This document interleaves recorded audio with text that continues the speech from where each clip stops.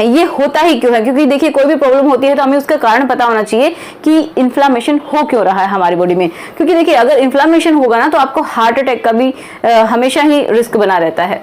तो इसके कारण पहला कारण क्या है, पहला है कि कुछ ऐसी दवाइयां अगर आप खा रहे हैं कंटिन्यूअसली, या फिर जो नशीली ड्रग्स होती हैं उनका इस्तेमाल कर रहे हैं, तो ये समस्या आती है।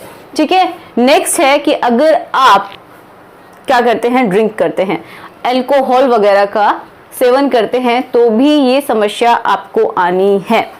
थर्ड वन है कि स्ट्रेस। देखिए स्ट्रेस तो सबका, माँ बाप कुछ भी समझ लीजिए, जो भी समस्याएं हैं उनका मेन ये होता है स्ट्रेस, और इसको भगाना भी बड़ा ही मुश्किल होता है।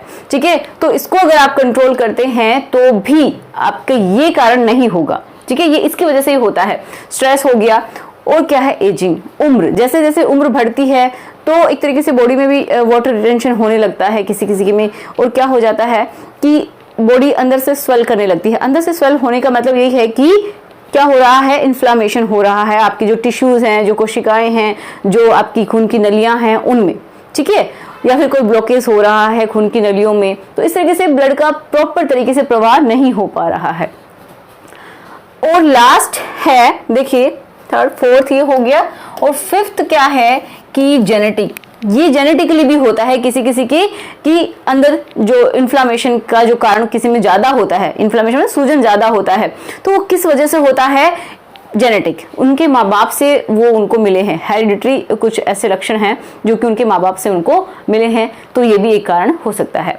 नेक्स्ट क्या है, देखिए ये इंपॉर्टेंट है बहुत ज़्यादा, जो कि आप अगर बहुत ज़्यादा सॉफ्ट ड्रिंक यूज़ करते हैं जिनमें सोडा होता है, स्पेशली अगर आप सोडा यूज़ करते हैं तो वो बहुत ही घातक है।